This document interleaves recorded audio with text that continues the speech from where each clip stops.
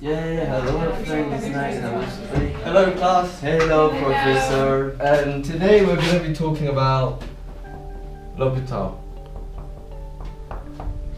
The rule is named after the 17th century French mathematician Guillaume de L'Hopital. Although the contribution of the rule was first introduced to L'Hopital in 1964 by the Swiss mathematician Bernoulli. Guillaume de L'Hopital published this rule in his 1696 book, Analysis of the Infinitely Small for the Understanding of Curved Lines. Some centuries ago, while Guillaume de L'Hopital was writing the analysis of the infinite small for the understanding of curved lines, he was trying to find a new way to solve the indeterminate equations. After long days of thinking, he finally came up with the idea of the L'Hopital rule, which states that you can't just use the substitution to evaluate the limit, because sometimes this limit will be infinite out of infinite or zero out of zero. The rule consisted on an easier way of rewriting the function, by using the derivatives of the numerator and denominator to help evaluate the limits with indeterminate forms, or convert them into expressions that can be evaluated by substitution. Anyone have any questions? Yes, I do. So the L'Hopital's rule is basically the same as the quotient rule?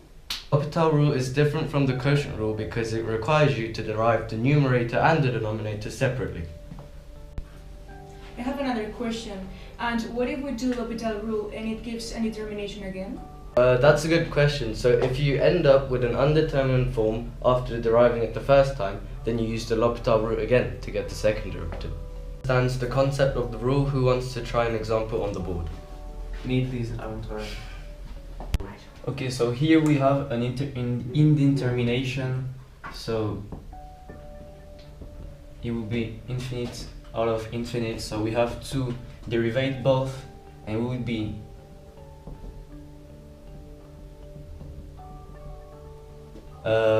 e of x plus 2 all of e of x.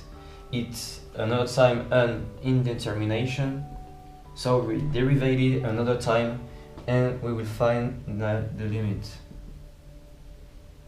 e of x all of e of x, and the result is 1.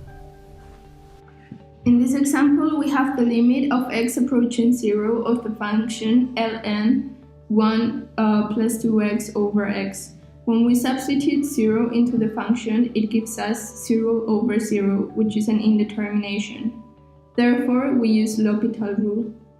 We do the derivative of the denominator log of 1 plus 2x, which is 2 over 1 plus 2x, and the derivative of the denominator, which is 1. And this will give us 2 when we plug 0 into the function. We have the limit when x goes to 0 of e to the power of 3x minus 1 over x. That is 0 over 0, which is an indetermination, so we start doing the L'Hopital rule. We start doing the derivative of the numerator, which is 3e to the power of 3x, and the denominator, which is 1. So when we plug 0 in the equation, we get 3 as a result of the limit. We want to find the limit when y is getting close to 0 of the function square root y plus 25 minus 5 over y. So we plug in 0 in the numerator and also in the denominator.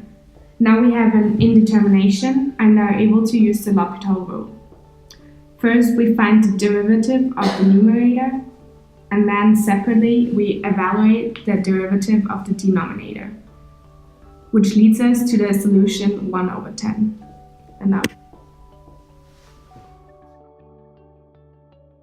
We'll now explain to you the general formula of the L'Hopital rule. It is a tool for calculating limits involving intermediate forms like 0 over 0 or plus minus infinity over plus minus infinity.